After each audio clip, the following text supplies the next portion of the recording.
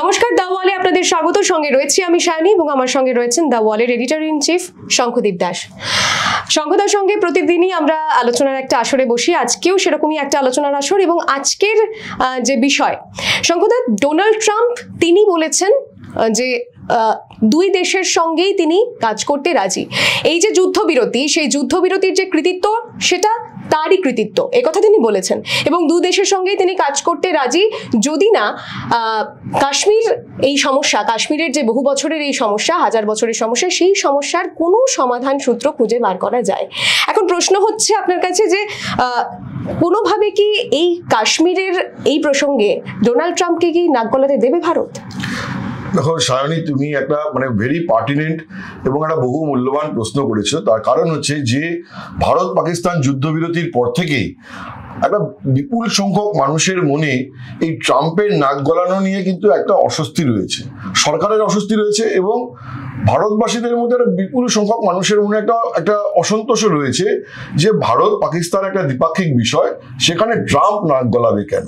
এবং সরকারেরও একটা অস্বস্তি, কারণ হচ্ছে সরকার যুদ্ধবিরতি ঘোষণা করার আগে ট্রাম্প তার সোশ্যাল মিডিয়াতে ঘোষণা করে দিলেন যে রাতভর কাজ করে দুটো দেশকে আমি ঠান্ডা করেছি এবং তারা যুদ্ধবিরতি ঘোষণা করতে চলেছে।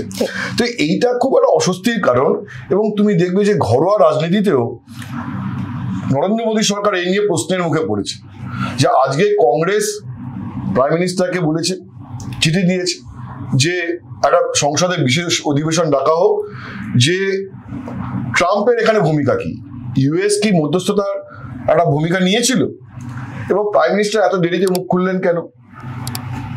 আমেরিকার সাথে কি আমরা কোনো শর্তে পৌঁছেছি যে ভারত পাকিস্তান ছাড়া তৃতীয় কোনো জায়গায় গিয়ে আমরা এই দুদেশের মধ্যে যে ইস্যুসগুলো সেগুলোকে নিয়ে আমরা ডিসকাস করব? এবং আমেরিকার ডিমান্ডের কাছে যে এই যে ট্রাম্প বলছেন আমি যুদ্ধবিরতিতে একখানা পিস ব্রোকার হিসেবে কাজ করেছি, তাহলে কি আমরা আমাদের এখানে অ্যাগ্রো, অটো সেক্টর বা সার্ভিসেস সেক্টর, সেখানে কি আমরা আমেরিকার ইনরোডসের জন্য কোনো কথা দিয়ে ফেলেছি? বাণিজ্যিক দিক থেকে আমেরিকাকে সুবিধা করে দেওয়ার জন্য কোনো কথা দিয়ে ফেলেছি? তো সেই জায়গায় দাঁড়িয়ে ট্রাম্প যখন বলছেন যে দুটো দেশ চাইলে আমি এখানেও একখানা ইতিবাচক রোল প্লে করতে পারি, ঠিক আছে, তো এইটা একটা বড় প্রশ্ন হয়ে দাঁড়িয়েছে এবং নয়াদিল্লির কাছে একটা অস্বস্তির কারণ হয়ে দাঁড়িয়েছে। আমি এর উত্তরটা দেওয়ার আগে বলতে চাই যে আমেরিকার এই যে ট্রাম্পের তো রয়েছে একটা বিশ্বগুরু হয়ে ওঠার একটা বাসনা ট্রাম্পের মধ্যে দেখা যায়, কিন্তু ভারত পাকিস্তান কাশ্মীর ইস্যুতে মিডিয়েট করার জন্য আমেরিকার যে আগ্রহ সেটা কিন্তু নতুন নয়। আমরা অতীতে বাজপেয়ী গভর্নমেন্টের সময় দেখেছি, যখন বিল ক্লিন্টন ছিলেন president, George Bush, Barack Obama, Joe Biden, এই প্রতিটা রেজিমেই আমরা দেখেছি যে কাশ্মীর নিয়ে কোনো না কোনো ভাবে আমেরিকা ঢুকতে চায়। কিন্তু নয়াদিল্লির যে বিদেশ নীতি, দেখো বিদেশ নীতি সরকার অনুযায়ী বিদেশ নীতির পরিবর্তন হয় না। বিদেশ নীতি একটা সতত প্রক্রিয়া এবং সেটা সরকার নিরপেক্ষভাবে সেটা থাকে। তো আজকেও নয়াদিল্লি যে কথাটা বলেছে পরিষ্কারভাবে, কারণ এটা তো ঘরোয়া রাজনীতিতে একটা চাপ তৈরি হচ্ছে, ট্রাম্প কি আবার কাশ্মীরে ঢুকে যাবে নাকি? তো সেই জায়গায় দাঁড়িয়ে আজকে রণধীর জয়সওয়াল, বিদেশ মন্ত্রকের মুখপাত্র, তিনি বলেছেন যে নয়াদিল্লির অবস্থান, ভারতবর্ষের অবস্থান হচ্ছে যে কাশ্মীর ইস্যু নিয়ে যা আলোচনা হবে সেটা পাকিস্তানের সঙ্গে দ্বিপাক্ষিক আলোচনা হবে, কোনো তৃতীয় পক্ষকে আমরা এর ভেতরে বরদাস্ত অ্যালাউ করবো না।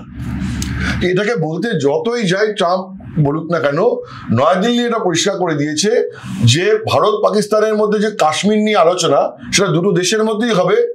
আমেরিকা, রাশিয়া, কাউকে আমরা এই আলোচনার মধ্যে, ইভেন রাষ্ট্রপুঞ্জ যে ইউএন অবজারভেশনে রাষ্ট্রপুঞ্জের পর্যবেক্ষণে একটা কাশ্মীর নিয়ে আলোচনা হবে, তো সেইটাতেও ভারত কিন্তু অ্যালাউ করবে না। ভারত মনে করে যে কাশ্মীর নিয়ে আলোচনা যদি কারোর সাথে হওয়ারই থাকে সেটা পাকিস্তানের সাথেই হবে, এবং শুধু পাকিস্তানের সাথেই হবে, আর কারোর সাথেই নয়, কাউকে সেখানে নাক গলাতে দেবো না। কিন্তু যদি দেখা যায় যে ট্রাম্পকে এ বিষয়ে নাক গলাতে দেওয়া হলো না, তাতে কি আমেরিকা ব্যাপারটাকে একটু অন্যভাবে দেখবে? এর অভিঘাতটা কি হতে পারে? আমি সেটা দেখো, এর অভিঘাত কিছুই না। তার কারণ হচ্ছে যে অতীতে বারবার এটা আমেরিকা চেষ্টা করেছে, কিন্তু নয়াদিল্লি কোনোভাবে ঢুকতে দেয়নি। এবং আমেরিকাকেও বুঝতে হবে যে নরেন্দ্র মোদী সরকারের যে ঘরোয়া রাজনৈতিক বাধ্যবাধকতা রয়েছে, ভারতবর্ষের মানুষ কোনোদিনও চাইবে না যে কাশ্মীর ইস্যুতে আমেরিকা নাক গলাক। তো এবার সেই পলিটিক্যাল যে সিচুয়েশনটা, সেই পলিটিক্যাল সিচুয়েশনটাকে অগ্রাহ্য করে একটা নির্বাচিত সরকার কোনোদিনও যেতে পারে না। তো সেই বাধ্যবাধকতাটা আমেরিকাকেও বুঝতে হবে, এবং আমেরিকা হয়তো সেটা জানেও। কিন্তু কি আছে যে ডোনাল্ড ট্রাম্প চেষ্টা করেন যে পাকিস্তান, আমেরিকা, ভারত দুটো দেশকেই আমি ব্যালেন্স করে চললাম, তাহলে আমার উপমহাদেশে আমার একটা প্রভুত্ব আমার একটা থাকবে। সেইটা আমেরিকার বরাবরের ইচ্ছা, কিন্তু সার্বভৌম রাষ্ট্র হিসেবে ভারতবর্ষ কোনোদিনও সেটাকে অ্যালাউ করবে না, কারণ তার এরকম করা সম্ভব না। তুমি দেখেছো যে ধরো আজকে সর্বভারতীয় স্তরে বিজেপির রাজনৈতিকভাবে যা শক্তি, সেই তুলনায় কংগ্রেসের শক্তি বা বামেদের শক্তি বা অন্য কোনো আঞ্চলিক দলের শক্তি অতটা নয়।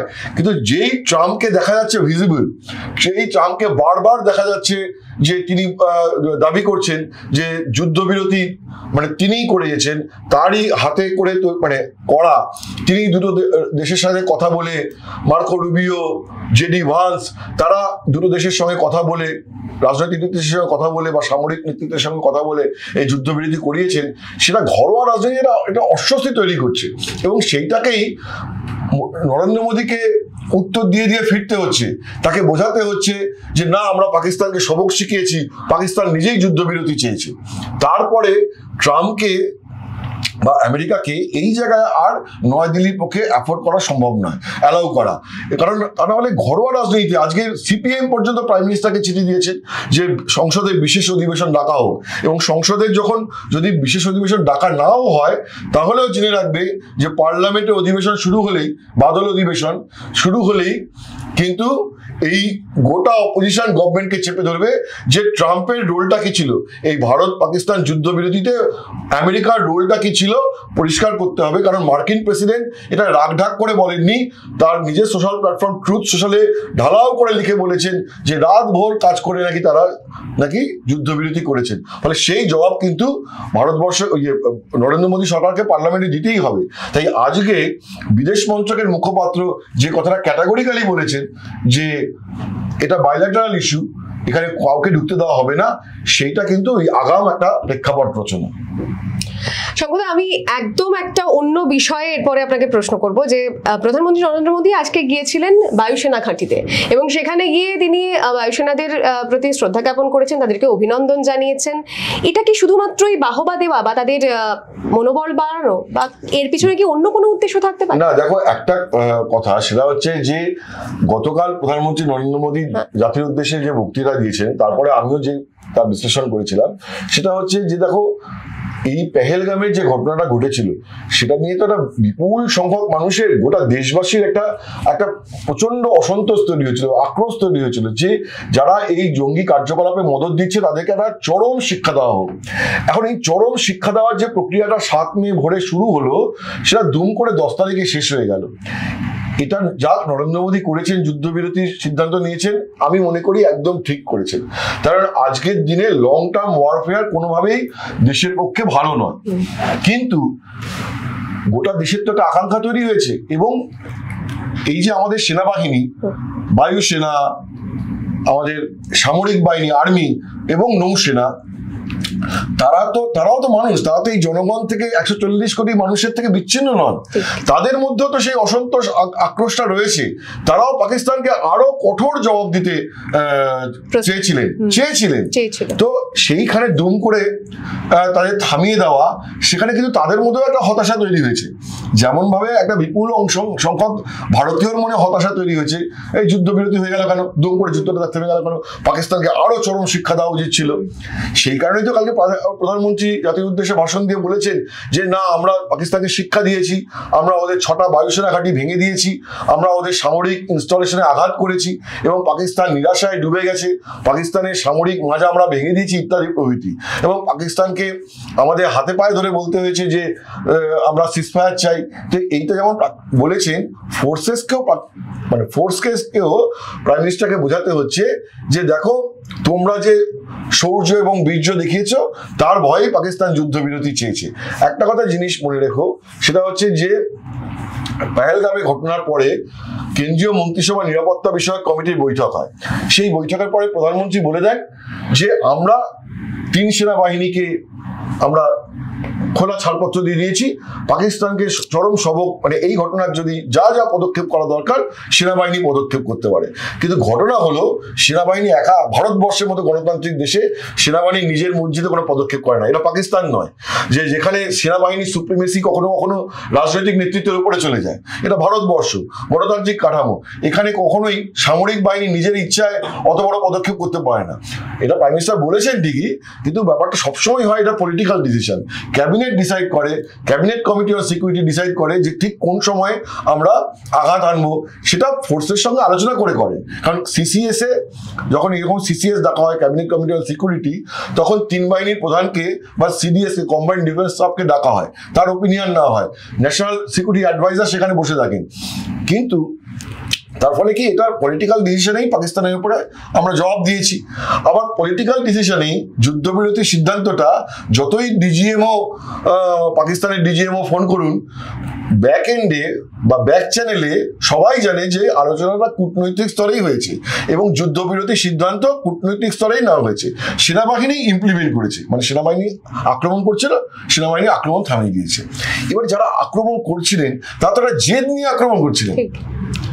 তুমি যদি কারোর বিরুদ্ধে একটা বদলা বা একটা কিছু মানে নাও, তোমার বা কোনো একটা জায়গায় তুমি চরম একটা আগ্রাসন নিয়ে প্রতিবাদ জানাচ্ছ, কোনো কিছুর বিরুদ্ধে একটা প্রতিবাদ জানাচ্ছ, দুম করে তোমাকে বলা হলো না তুমি এখন এটা বন্ধ করে দাও, তোমার মধ্যে তো একটা হতাশা তৈরি হবে। তো এইটাও বাহিনীর মধ্যেও কিন্তু একটা হতাশা তৈরি হয়েছে। আর যে প্রাইম মিনিস্টার যে করতে গিয়েছিলেন সেটা বাহিনীকে বোঝানোর জন্য, তাদের মনোবল রাখার জন্য যে দেখো যে তোমরা যে শৌর্য এবং বীর্য দেখিয়েছো সেটার জন্য গোটা দেশবাসী গর্বিত, তোমরা গোটা দেশবাসীকে গর্বিত করেছো। তো এইটা একটা ভোকাল টনিক। এটা প্রাইম মিনিস্টার মানে যা করেছেন আমার মনে হয় ঠিকই করেছেন। এটা কারণ যুদ্ধবিরতিও দরকার ছিল, এটাও দরকার ছিল। অনেক ধন্যবাদ শঙ্খদাকে। পরবর্তীতে এরকম গুরুত্বপূর্ণ আলোচনা নিয়ে আবারও আসবো আমরা দ্য ওয়ালের পাতায়। ততক্ষণ দেখতে থাকুন দ্য ওয়াল, খবর এখন এখানেই।